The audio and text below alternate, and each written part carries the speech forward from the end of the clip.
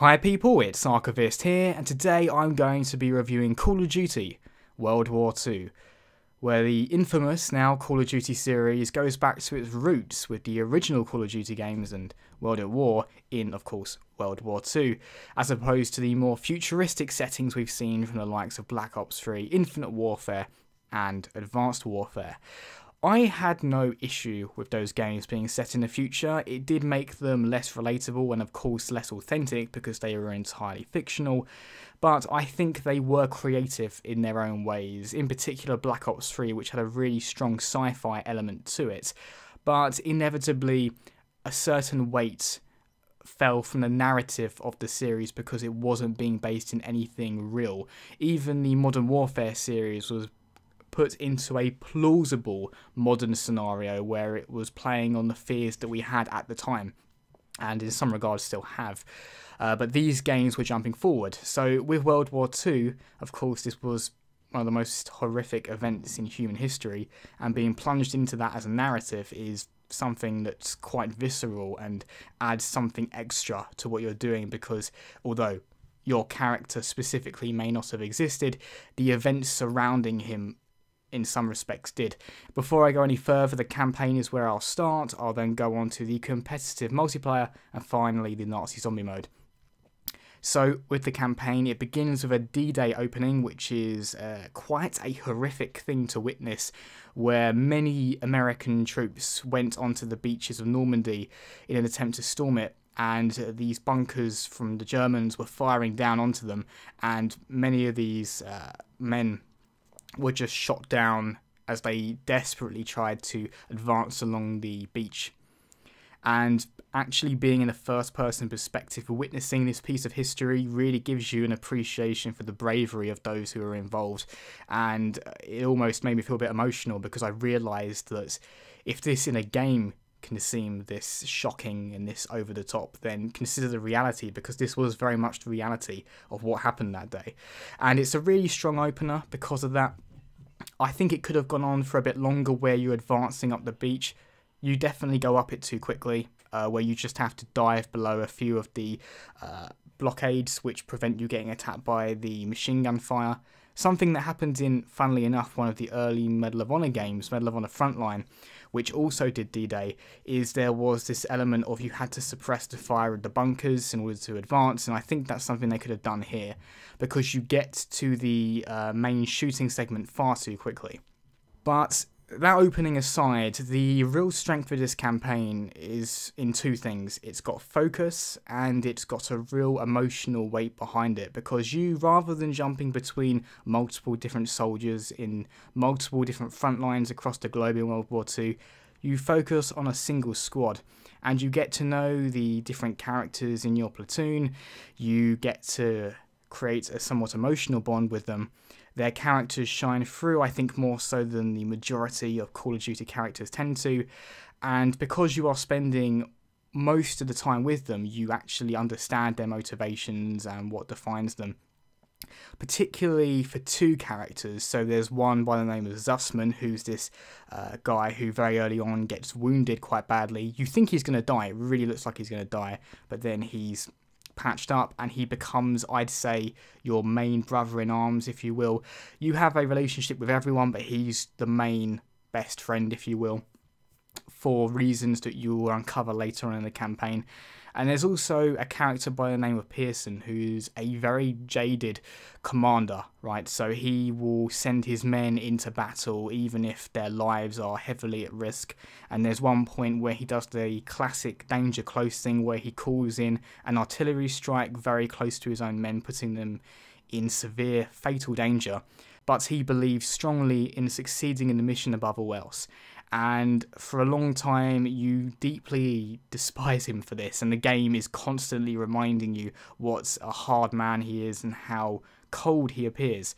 But I would recommend you stick with it to the end, because there's a very, very strong payoff for the character. Overall, the narrative in this campaign I think is one of the best in Call of Duty history. I wouldn't necessarily say it's the best Call of Duty campaign, but in terms of that emotional weight and the narrative focus, I think it may very well be the best. In terms of the gameplay through the campaign, they did something rather interesting. You now have a health bar that doesn't automatically regenerate. Instead, you have to pick up health packs around the world, which in turn regenerates your health. So you have to do it manually, and you can't do it infinitely manually because you will run out of health packs. So this seems like a simple idea, and to some it might even seem like they've made the game unnecessarily complicated, but what you'll find it does is it forces you to, rather than run in Rambo style and just bayonet everyone and run and gun like you might do in the multiplayer mode, you absolutely have to be on the lookout for cover all the time. And it makes the combat far more deliberate, not as fast paced, but I think a lot more tactical, and as a result I enjoyed it quite a lot. You also have your squad mates which offer various abilities, so one of them will actually throw you a med pack, one will throw you extra ammo, one will throw you a flare which you can then use to call in an artillery strike, another will allow you to spot all the enemies on the map and highlight them. But you actually have to be close to them in order to enable their ability. So this means that the position of your medic or the position of your ammo guy must be considered when you go into a fight. And that makes it, again, another tactical layer on top of the cover system that you already have to use. And so this is a Call of Duty game that really does move away from the super soldier of the past ones. And would I say it's a better system? Not necessarily better, but just different, something refreshing, something to make it feel different from the past installments in the series. And for that, I commend it. We didn't need another super soldier character who could just go in Rambo style. If you want that, there's always Wolfenstein 2 that you can play. The campaign is very short. I would criticise this more if it wasn't for the high quality in-game cinematography that the game uses in the cutscenes and the high quality of voice acting. It almost feels like it is trying to be a movie, which I love about this game. It's got a real strong cinematic feel to it. So every time that you engage in an in-game cutscene, it's not just a case of the characters being animated. They actually employ a very intelligent use of motion blur and also depth of field.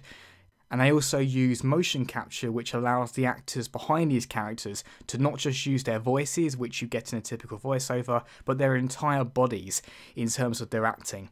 And it does show through because the animations seem very natural and you can absolutely detect the expression in the faces of the characters. And you will even recognise certain actors because the motion capture is just so strong. On the whole, I am a big fan of this campaign. I wish it was a bit longer, but it's something I've come to accept to Call of Duty. There isn't a long Call of Duty campaign. This one did feel very short, but I absolutely enjoyed my time with it, and I hope it's very well regarded amongst fans. Moving over now to the Nazi zombie mode, which I can't say a great deal about actually, because fundamentally it's just a very creative horde mode. You take on these zombies in this village that come and try to kill you. As you kill zombies, you unlock vaults, and vaults allow you to either purchase new weapons or unlock new areas, and when you go into new areas you find new guns. But as well as the conventional horde mode setup, you also have this ongoing objective, which I have to admit I'm yet to complete, but it does give you this extra incentive to go through it. So for example, one of the first things you need to do is restore power to a bunker, which means tracking down these various valves that you have to turn. Then you have to activate a pilot light, and the pilot light causes these other zombies to spawn and start running after you. Then you go through and then you unlock some power to some other rooms. It gives you something to do other than just taking down the endless zombie hordes. But then again, there's no reason you absolutely have to do this. If you wish to play Nazi zombies as just a regular horde mode, all power to you, you can absolutely choose to do that. I found that this mode is quite good both playing with other people but also playing on your own.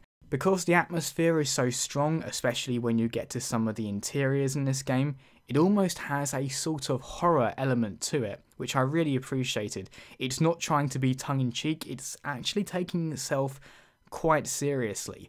Although having said that, some of the characters you can play as are a little bit kind of silly, but in a good way. So my favourite character is the one that is basically David Tennant. He's been motion captured in and it's his voice, and some of his lines are absolutely brilliant. The way he reacts to zombies is exactly the kind of reactions you're having in your own head.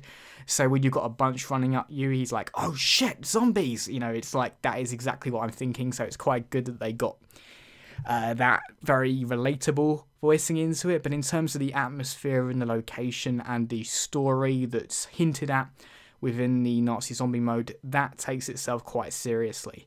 In fact, as you go deeper into the progression system of the mini objectives, you start to hear voiceovers from the scientists that have worked on creating these monsters, and that adds a story layer to it, which I really do appreciate.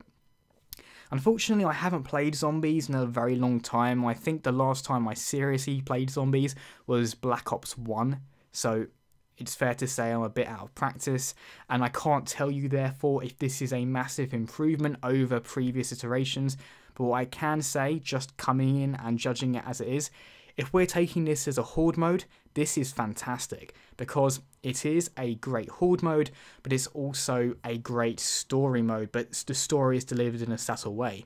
In fact, even in the objectives, although it tells you what to do, so it will say restore power, it doesn't necessarily tell you how you restore power, so it doesn't handhold you through, it will just give you hints. The thing is, if it gave you absolutely no hints, you essentially just end up going online anyway. The fact this gives you some hints gives you a fighting chance to work it out by yourself without necessarily explicitly telling you what you have to do.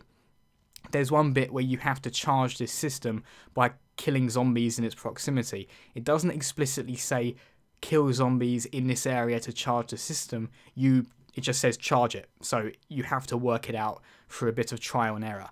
And what you'll find is, although yes, you're playing through the same map, well, it's only one map for now, but we can expect more through DLC, although you're playing through the same map, as you learn how to very quickly achieve the objectives, you'll find yourself progressing through it faster and faster, as the time it takes to figure it out is much less. Also, you've got a little bit of a class system, so these have various bonuses. My absolute favourite is one of the default ones, where after you've killed a certain number of zombies, you press L1 and R1, or your equivalent, and it allows you to shoot without reloading. Now, this is absolutely insane in practice. Get a Thompson and just hold down the trigger against a horde of zombies and just unleash it into them. It is absolutely brilliant. It is so much fun, and I really did enjoy this zombie mode. It's gone well above a bonus mode now. This absolutely deserves to be considered as a pillar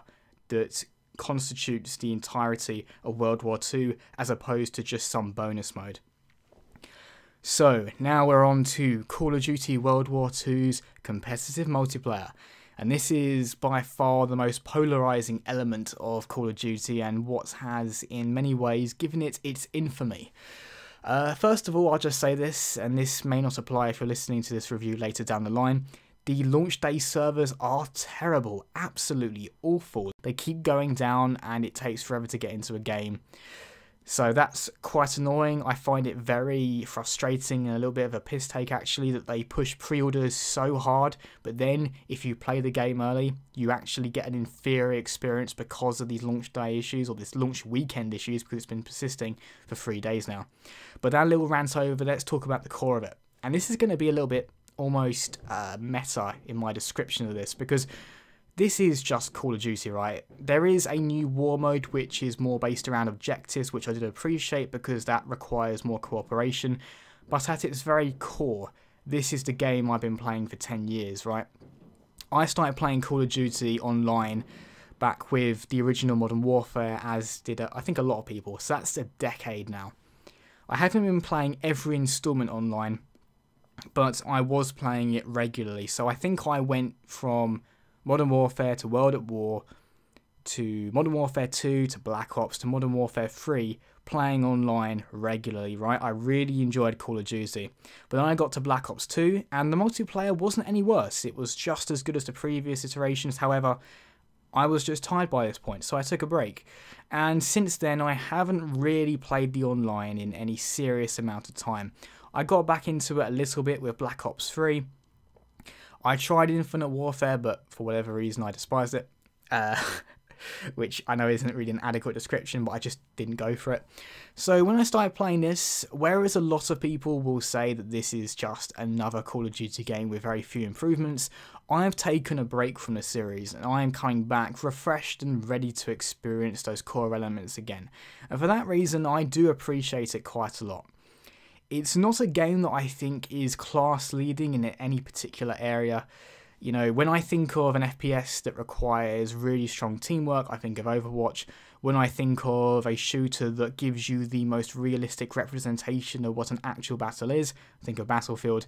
When I think of what game does Twitch-based and movement-based shooting the best, I think of Titanfall. Call of Duty is no longer the master of anything. It's the most fundamental first-person shooter experience you can have, and for that reason a lot of people dislike it because they see it as vanilla. It's almost a no-frills shooter now because it doesn't really be too ambitious in any particular area. But I don't hold that against the game in too great a way. Firstly, because if you look at the entire package, this is just 1/3 of an entire experience because you have to consider the campaign and Nazi zombies as the overall package. So multiplayer is just one element of that. And secondly, although it's not massively innovative and although it can feel a little bit cheap at times, this is a formula that works and is popular for a reason. It's quite easy to get the hang of, it's not too complex. It's fast paced and you don't have to wait any time at all really on Team Deathmatch for instance to respawn so you can get back into the action quickly. It works for good reasons, right? In the same way that some people say they like to go and see a film like Transformers where you can just switch your brain off and have a good time, I have a similar opinion of Call of Duty in that the multiplayer requires very little brain power, and for that reason I tend to favour the Team Deathmatch because this game is just very fun when it's being pure. It's not that I don't like the objective-based modes, but they always just seem a little bit crippled by the linear nature of the game. So for example, Domination, right? In Domination, the objective is to go and capture the flag, so you'll have 3 on the map, you stand next to them, you capture them, it's an objective that's in so many games. But because Call of Duty is just so Twitch-based, you just can't go for one of those objectives and feel safe because you'll just die in seconds from someone who might be camping further away. I think more so than any other game, Call of Duty has a strong focus on kill to death ratio and people tend to value it a hell of a lot. So when you're playing a game like Domination, you'll find that certain people are just not playing the objective. They would rather get more kills than deaths, and that's what matters more to them than anything. And as a result, you can find yourself the only one or one of 2 people in your team who are actually pushing, and quite simply that's not fun. In Team Deathmatch, you don't need to expect anything more of people than to try and kill people, so you're less likely to be let down. And also, if you have a team of 5 against a team of 6, it's not as much of a problem when an objective isn't involved. Outside of the actual core shooting, you have the progression system, which again does feel very familiar. There's also a headquarters, which is a bit like Destiny's hub worlds, where you walk around in a third-person view, and allegedly other players can be there, but because of the server issues right now, there aren't any other players around, but that's what it's meant to do. I think this is a kind of take it or leave it thing. It certainly isn't a selling point, but there's no problem with it being there. And it's quite nice that while waiting to get into another game, you can walk around the headquarters, so it beats just staring at a lobby screen, I guess. Character customization seems fine, it seems fair. You can choose from a couple of different faces, a few different helmets, but I've never been one to care too much about character customization, so I don't mind too much. This is Call of Duty, pure and simple. If you like the formula, you will likely enjoy this. If you don't like the formula, this won't change your mind, regardless of the fact that it's going back to World War II. If you're someone who didn't really enjoy the futuristic features like jetpacks, then this might be what gets you back to the series. However, going back to what I said earlier about burning yourself out, I think if you're someone who's played, let's just say, the last 5 Call of Duty games, I can see that you might be tired by this point. The pure base mechanics might be tired and feel outdated in some respects at this stage. But if you're someone who used to enjoy Call of Duty, like me, and has taken a break, and wants to come back to it now, it's a perfectly fine time to do it. This is a very competently well-made game. It's just one that doesn't take too many risks in the competitive multiplayer environment. Something I will quickly touch on though are the score streaks in the game. So these have been a thing in Call of Duty for ages, right? Kill streaks, score streaks, where you kill a certain number of players, or with score streaks you might be getting an assist or a support ability. And then you unleash these map affecting capabilities, right? So you've got your radar, you've got your bomb, you've got strafe attacks, all kinds of things, and they're quite good in this game. I really enjoy the ones that are there, particularly the one that allows you to pilot an aircraft and then shoot at the ground. However, this is a seemingly minute thing, but it absolutely alters the way I think about the game. So with Call of Duty Modern Warfare, it took 3 kills to get a recon plane or a UAV, which does the sweep of the map where it shows where the enemies are. In this game, it takes the equivalent of 5, although you can make that up through other means, but in terms of raw kills, it's 500 points, so that's 5 kills. I think Call of Duty is a game that needs to have a UAV or a recon in play at most times because it's so labyrinthine in nature in terms of the maps. Although you do get some interesting frontline based standoffs, in reality a lot of this game is just running around like a headless chicken and shooting people, and unfortunately a downside to that is there's a lot of shooting in the back because you might just see one player before they see you. If you have the recon plane up, then you can see where they are, so if someone's trying to run up behind you and shoot you in the back, you at least have a fighting chance to turn around before they open fire on you. By making it 500 points, that is quite tricky. Getting to 5 kills is not something that I do frequently, if I'm honest with you. I really do think they should have made the recon plane equivalent to either 4 kills or even 3 kills. I think 5 kills is just a little bit out of reach, and it means you spend too much of the game just guessing where the enemy are. So, as a package overall, I think World War II offers you a lot of value for money, right? You've got the campaign, which I think is very strong, one of the best in the series. Nazi Zombies, which is one of the most advanced and creative horde modes you'll find in any game. And then you have the multiplayer, which, despite being where you may very well spend the most of your time, is a little safe, a little lacking innovation compared to competition. If you're someone who really appreciates creativity and innovation in your online shooters, this is not for you. If you're someone who likes the familiarity and the solid gameplay mechanics of Call of Duty, then this will absolutely be for you. These have been my thoughts on Call of Duty World War II. As always people, thanks very much for watching and see you next time.